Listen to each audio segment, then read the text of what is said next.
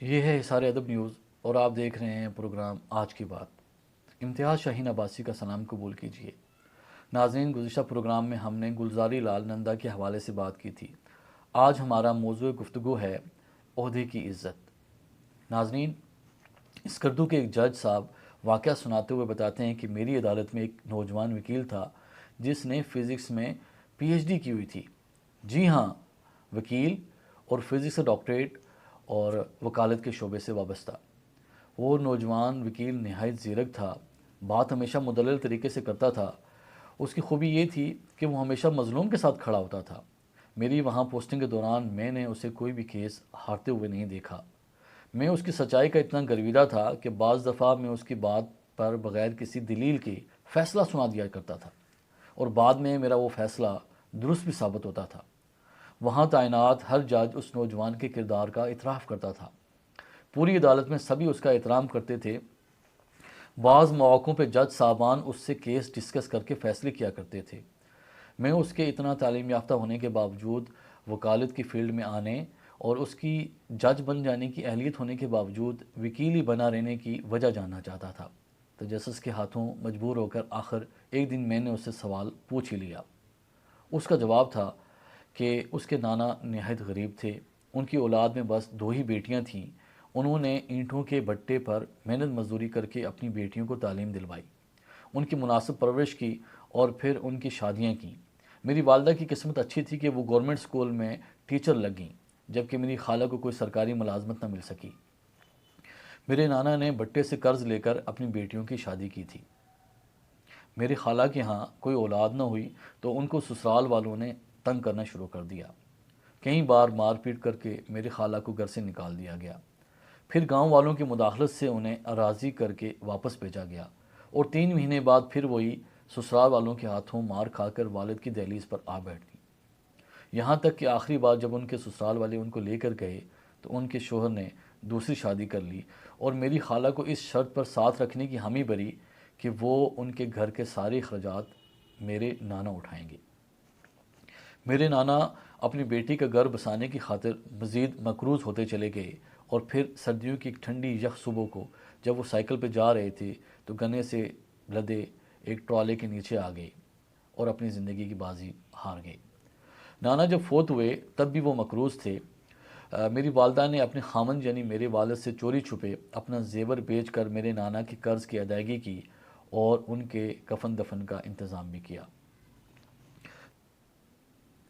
نانا کی وفات کے بعد میرے خالہ کے سسرال والوں نے میری خالہ کو مجبور کرنا شروع کر دیا کہ وہ اب میری والدہ سے گھر کے اخراجات کا مطالبہ کرے۔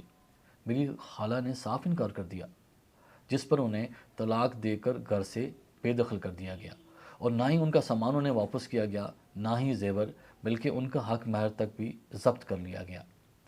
سامان، زیور اور حق مہر کی واپسی کے لیے میری والدہ اور میری مظلوم خالہ کے پاس اب آخری سہارا قانون کا تھا، اور آپ سب کو پتہ ہے کہ قانون طاقتور کی باندھی ہوتا ہے۔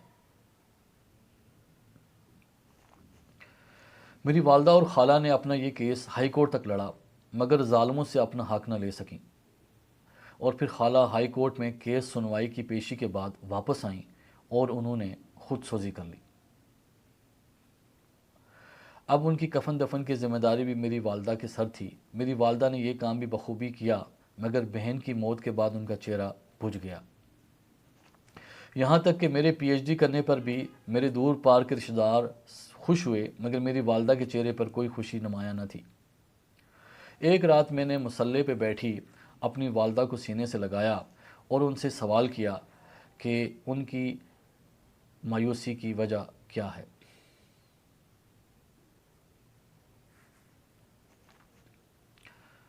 میری والدہ نے مسئلے کو طے کیا اور کہا، میری خواہش ہے کہ تم وکیل بنو۔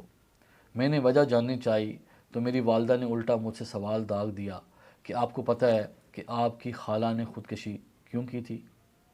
میرا سر نفی میں ہلتے دیکھ کر میری والدہ نے کہا کہ تمہاری خالہ کے پاس وکیل کی فیس کے پیسے نہیں تھے، اس لہٰذا اس نے ان سے جسم کا تقاضا کیا تھا۔ تمہاری خالہ نے اس دن گھر آ کے خودکشی کر لی تھی۔ اس دن میرے دل میں یہ خواہش ہوئی کہ میں اپنے بیٹے کو وکیل بناؤں گی، ایک ایسا وکیل جو پیسوں کے عوض جسم کا مطالبہ نہیں کرے گا، ایسا وکیل جو مظلوم کو اس کا حق چھین کر لے کر دے گا۔ میری والدہ یہ کہہ کے رونے لگی۔ میں نے والدہ کے پاؤں پر بوسہ دیا اور ان سے یہ عہد کیا کہ میں وکیل بنوں گا۔ میں نے وکالت کا شعبہ اختیار کیا اور وکالت میں گولڈ میڈل لیا اور والدہ کا خواب پورا کر دیا، مگر میری والدہ اس خواب کی تعبیر نہ دے سکیں اور اس سے پہلے ہی دنیا سے چل بسیں۔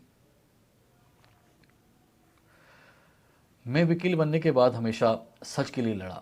میں نے کبھی کسی ظالم کو سپورٹ نہیں کیا، ہمیشہ مظلوم کی مدد کی۔